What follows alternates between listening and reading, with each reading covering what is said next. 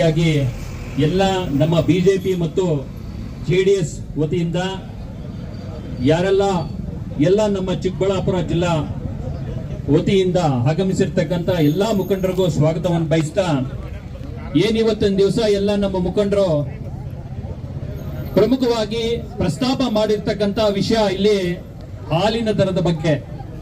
ಅದೊಂದು ವಿಷಯ ಅಲ್ಲ, ಏನಿಗೆ ರಾಜ್ಯ ಸರ್ಕಾರ ಭ್ರಷ್ಟ ಸರ್ಕಾರ ಇವತ್ತಿನ ದಿವಸ ಅವರು ಮಾಡತಕ್ಕಂತ ಅನ್ಯಾಯಗಳಿಗೆ ಹೆಗ್ಗಿಲ್ಲದೆ ಹೋಗಿದೆ.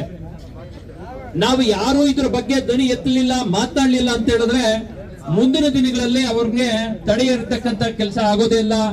ಅವ್ರು ಮಾಡಿರೋದೇ ರೈಟು.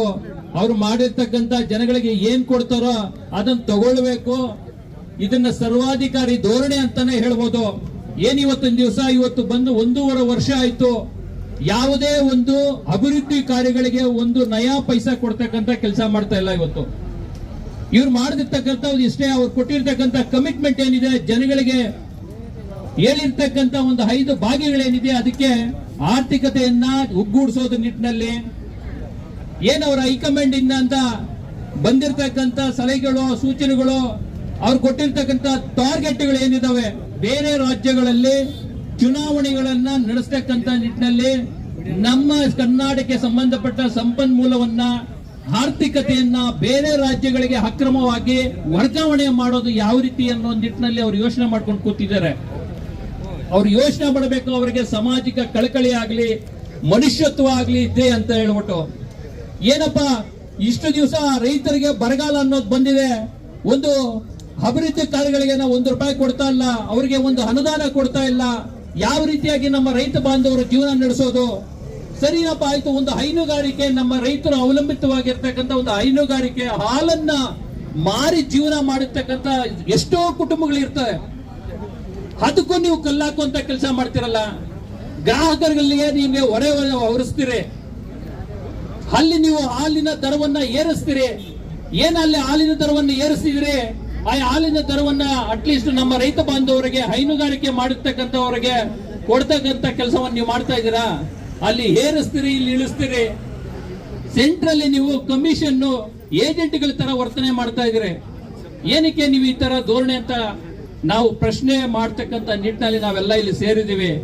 ಈಗಾಗಲೇ ಈ ರಾಜ್ಯ ಸರ್ಕಾರ ಮಾಡಿರ್ತಕ್ಕಂಥ ಭ್ರಷ್ಟಾಚಾರಗಳು ಒಂದಲ್ಲೆರಡಲ್ಲ, ಸುಮಾರು.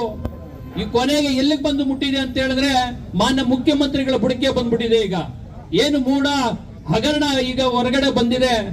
ಬದಲಿ ನಿವೇಶನಗಳನ್ನ ಏನ್ ಕೊಡ್ತಾ ಇದ್ದಾರೆ, ಆ ಬದಲಿ ನಿವೇಶನಗಳನ್ನ ಮೊದಲನೇ ದಿವಸ ಸಂಬಂಧಪಟ್ಟ ಸಚಿವರು ಹೋಗಿ ಅಲ್ಲಿ ಪ್ರೆಸ್ ಮೀಟ್ ಅಲ್ಲಿ ಹೇಳ್ತಾರೆ, ನಾವು ಇಲ್ಲಿ ಆದೇಶ ಮಾಡ್ತಿದೀವಿ, ನಿಮ್ಗೆ ಟಾರ್ಗೆಟ್ ಕೊಡ್ತಾ ಇದೀವಿ ಅಧಿಕಾರಿಗಳಿಗೆ, 15 ದಿವಸದಲ್ಲಿ ಇದ್ರ ಬಗ್ಗೆ ತನಿಖೆ ಮಾಡಿಬಿಟ್ಟು ನಮಗೆ ವರದಿಯನ್ನು ಕೊಡಬೇಕು. ಯಾವ ಅಕ್ರಮವಾಗಿ ಸೈಟ್ಗಳನ್ನ ಅಲಾಟ್ ಮಾಡಿದ್ದಾರೆ ಅವನ್ನೆಲ್ಲ ಮುಟ್ಟುಗೋಳ ಅಂತ ಕೆಲಸವನ್ನು ಮಾಡಬೇಕು ಅಂತ ಸಚಿವರಿಗೆ ಅವತ್ತೇ ಗೊತ್ತಾಗಿದೆ.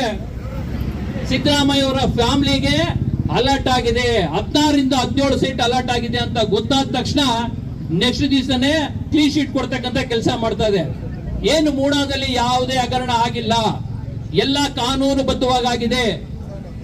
ಯಾರು ಅದನ್ನು ಪ್ರಶ್ನೆ ಮಾಡೋ ನಿಟ್ಟಿನಲ್ಲಿ ಕೆಲಸ ಮಾಡಬಾರದು ಅಂತೇಳಿ ಈ ಕಾಂಗ್ರೆಸ್ ಸಂಬಂಧಪಟ್ಟ ಶಾಸಕರೇನಿದ್ದಾರೆ, ಪ್ರತಿನಿಧಿಗಳು ಹೇಳಿದ್ದಾರೆ, ಅವರು ಮೂಡ ಬಗ್ಗೆ ದಿನಾಗ್ಲೂ ಒಂದೊಂದು ಪ್ರೆಸ್ ಮೀಟ್ ಕರೆಯತಕ್ಕಂತ ಕೆಲಸ ಮೈಸೂರಿನಲ್ಲಿ ಕೆಲಸ ಮಾಡ್ತಾ ಇದಾರೆ.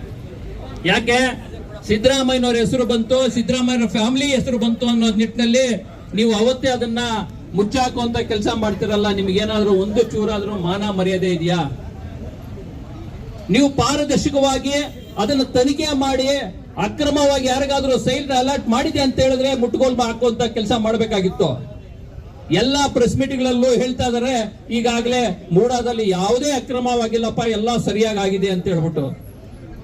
ಅದೇ ನಿಟ್ಟಿನಲ್ಲಿ ಬೇರೆ ರಾಜ್ಯಗಳಲ್ಲಿ ಎಲೆಕ್ಷನ್ ಮಾಡಬೇಕು, ಚುನಾವಣೆಗೆ ಅಲ್ಲಿಗೆ ಅಕ್ರಮವಾಗಿ ವರ್ಗಾವಣೆ ಮಾಡಿರ್ತಕ್ಕಂಥ ಹಣವನ್ನ ಎಸ್ಟಿ ನಿಗಮಕ್ಕೆ ಸಂಬಂಧಪಟ್ಟಿದ್ದು ಈಗಾಗಲೇ ಇಡಿ ಸಹ ಅದರಲ್ಲಿ ಇಂಟರ್ಫಿಯರೆನ್ಸ್ ತಗೊಂಡು ಅದರ ಬಗ್ಗೆ ತನಿಖೆ ನಡೆಸ್ತಾ ಇದೆ. ಇದುವರೆಗೂ ಯಾವುದೊಂದು ಕ್ಲಾರಿಟಿಯನ್ನ ರಾಜ್ಯ ಸರ್ಕಾರ ಕೊಡೋ ನಿಟ್ಟಿನಲ್ಲಿ ಕೆಲಸ ಮಾಡ್ತಾ ಇಲ್ಲ.